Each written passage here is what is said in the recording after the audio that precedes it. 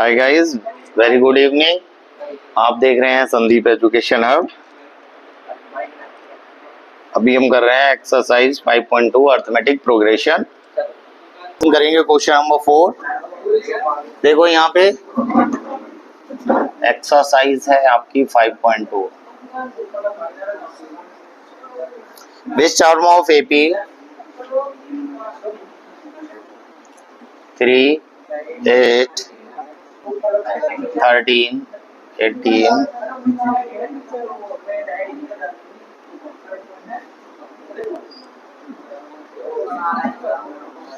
अब एक सीरीज दी है।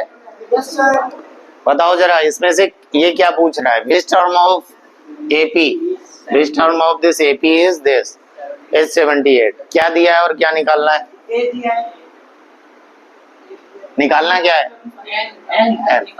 तो हमें यहाँ पे ए दिया है 3, D 8 minus D is equal to 8 minus 3 is equal to 5 और ए एन 78। तो A N is equal to A plus N minus 1 into D. A N कितना है? ए और एन माइनस डी 5 और इसको इधर ले आओ -3 एन माइनस 1 इंटू 5 माइनस कर दो। तो ये 5 है, इसको अपॉन में ले आओ, काट दो। तो यहाँ क्या दिखेगा? n minus 1 is equal to 15, n is equal to 15 और प्लस हो जाएगा 1। तो इसमें n की वैल्यू कितनी होगी? 16।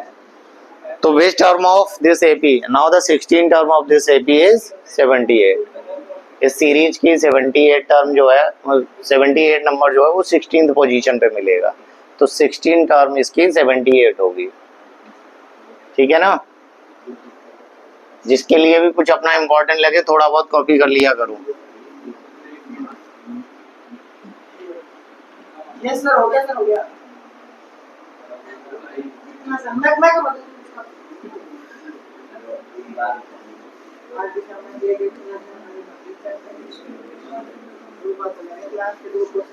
चलो आगे देखो। अभी इसका देखना है क्वेश्चन नंबर 5।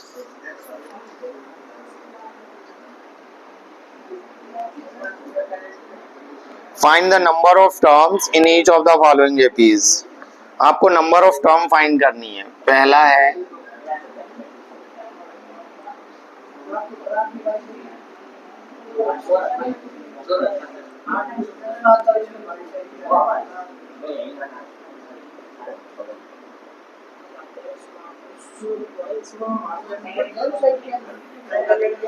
अभी find the number of term. क्या निकालना है?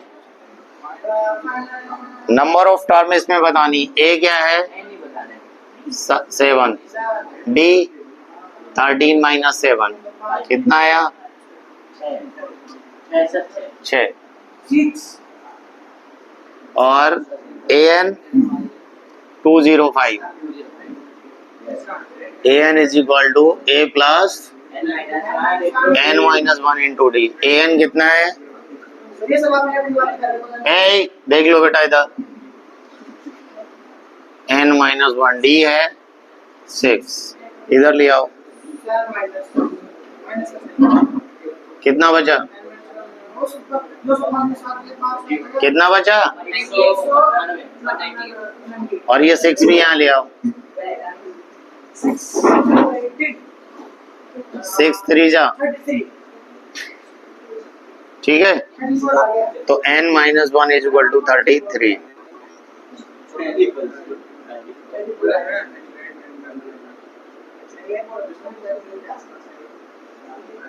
ये हो गई इसकी फर्स्ट टर्म। इसी का 5th का है सेकेंड पार्ट। क्वेश्चन फिर से वही सेम है,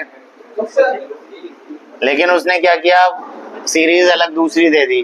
तो उसी के अकॉर्डिंग आपको फिर से सॉल्व करना है। ए 18 है, डी, तो डी निकालने के लिए पहले से मिनिमाइज करो, सिंप्लीफाई करो। ये मिक्स फ्रैक्शन है। 15 दूनी 30 और 1 31। और माइनस में क्या करना है 18, तो डी की वैल्यू कितनी हो जाएगी 31 माइनस 36 अपॉन 2, कितना बचा बेटा -5/2। डी आ गया। A N is equal to A plus into T.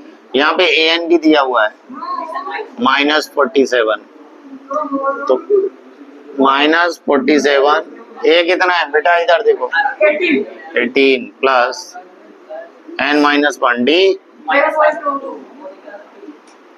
तो -47 प्लस का इधर आके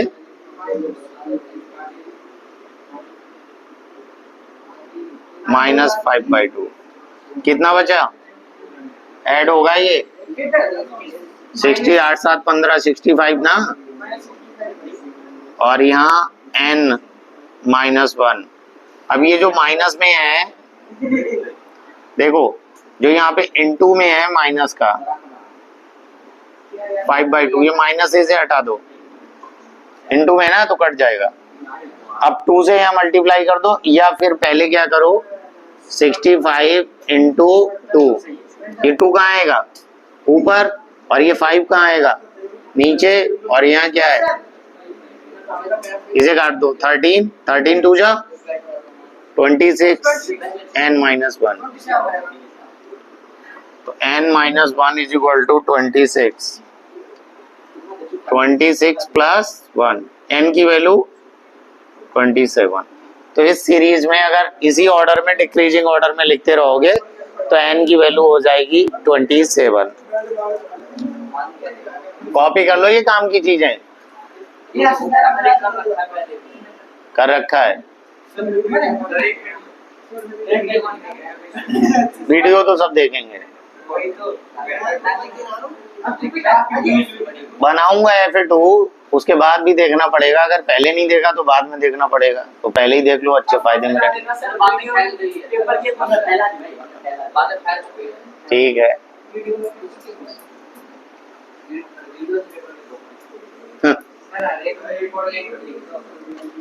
अब बस ये है ना, जो एफए के एग्जाम में मैथ्स का थोड़ा लास्ट में रहे, स्टार्टिंग में नहीं।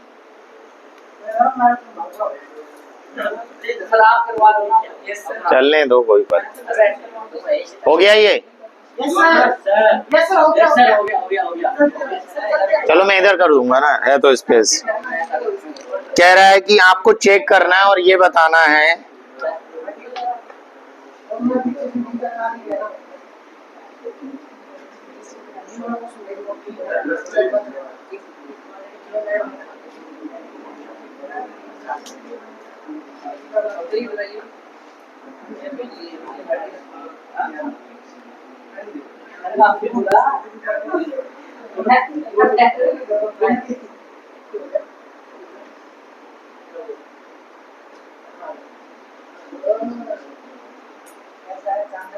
अब आपको ये देखना है क्या -150 इसका इस सीरीज की टर्म है या नहीं है। अगर ये कोफिशिएंट ऑफ n से डिविजिबल हो गया तो इसकी टर्म है, अगर ये कोफिशिएंट ऑफ n से नहीं हुआ तो नहीं है ना, क्योंकि n नंबर कभी फ्रैक्शन में नहीं होगा, डेसिमल में नहीं होगा। तो n का मतलब है कि अगर इसको इसी डिक्रीजिंग ऑर्डर में लिखो तो क्या आपको लास्ट में -150 मिलेगा। अगर मिल रहा है तो इसका मतलब है जब भी n के कोफिशिएंट से डिवाइड करोगे इसको तो ये कंप्लीटली डिविजिबल होना चाहिए, फ्रैक्शन फॉर्म नहीं आए। तो चेक कर लेते हैं, a कितना है d -3 और an -150 लगाओ यहाँ पे, a प्लस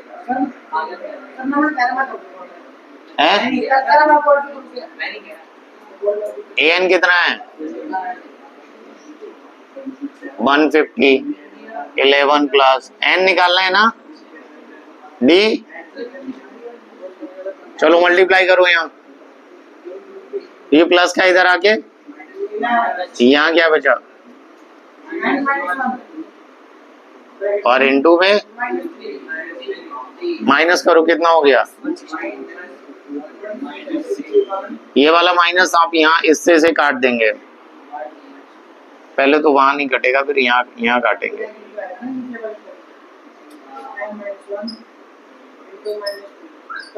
इससे ये कट जाएगा 161, ये 3 कहाँ आएगा और यहाँ क्या बचा n माइनस, काटो इसे, नहीं कट रहा, 3 5 जा 15, फिर कहाँ कटेगा, नहीं कटेगा ना। और फिर 1 को भी ऐड करना वो तो अनदर मैटर है। जब यही नहीं कट रहा तो ये उसका फैक्टर मतलब उस वाली 150 इस वाली सीरीज का टर्म नहीं है, तो 150 is not a part of this given series. ठीक है,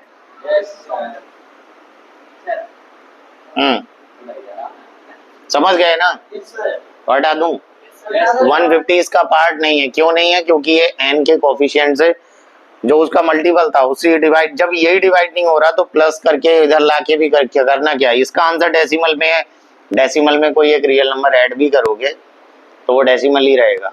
और नंबर ऑफ टर्म कभी भी एक मतलब ये जो हाफ है या 1.5 है इस तरीके से कभी होती नहीं है। डेसिमल में नंबर ऑफ टर्म कैसे हो सकती है।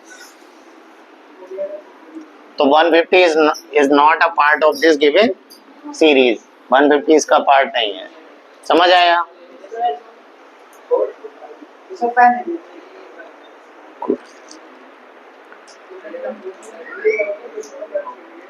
Find the 31st term of an AP whose 11th term।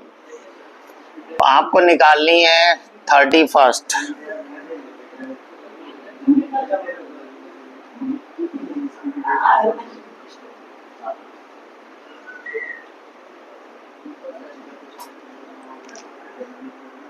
Eleventh term आपको दी है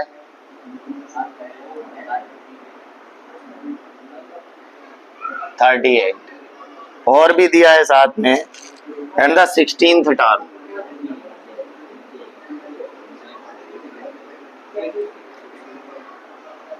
$73। अब आपको यहाँ पे दिया क्या है, 31st टर्म निकालनी है। आपको पता है 11th टर्म, तो A11 दिया हुआ है 38 और क्या दिया है A16 73। इसको इक्वेशन में कन्वर्ट करो तो इसको क्या लिख सकते हैं, A plus 10D is equal to 38 और इसको A plus 15D 73। Solving equation number 1 and equation number 2। तो देखो ये दोनों प्लस के, हमें एक को एलिमिनेट करना है, कैंसिल आउट करना होता है। तो कैंसिल करने के लिए यहाँ माइनस, ये प्लस है तो माइनस, ये प्लस है तो माइनस, ये कट गए। 10 में से 15 माइनस करो, माइनस 5D और इधर कितना बचा, 35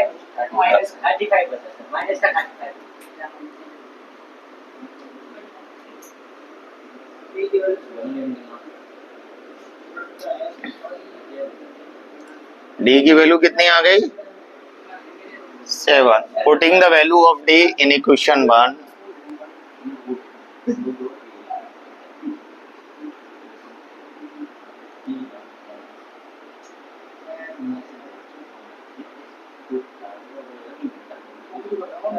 और 1 क्या है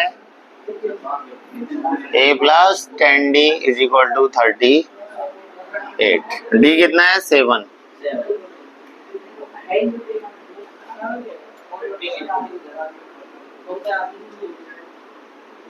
10 इंटू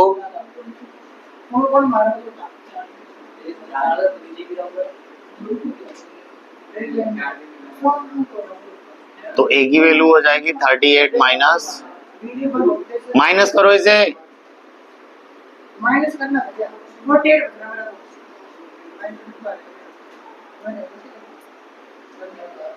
32 ना, समझ गए।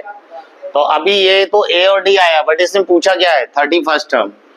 31st को क्या लिखोगे, A 31st is equal to, ये आपको निकालना है तो A प्लस 30D। A कितना है बेटा माइनस 32 प्लस 30 और D कितना है 7, तो माइनस 32 प्लस 7 3 जा 21 माइनस 178, यही आ गई। तो ये हो गई बेटा 31st टर्म, ये 31st, ये होगी माइनस 178।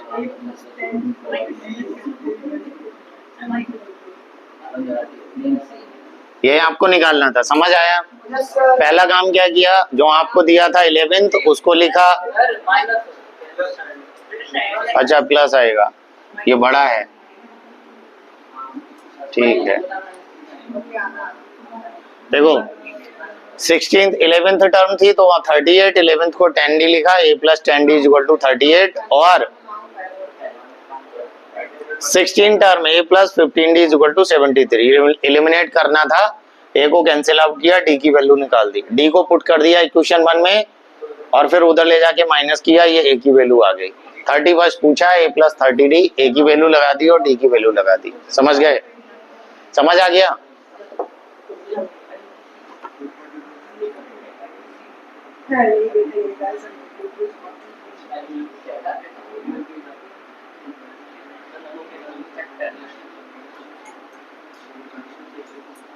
चलो हो गया सर।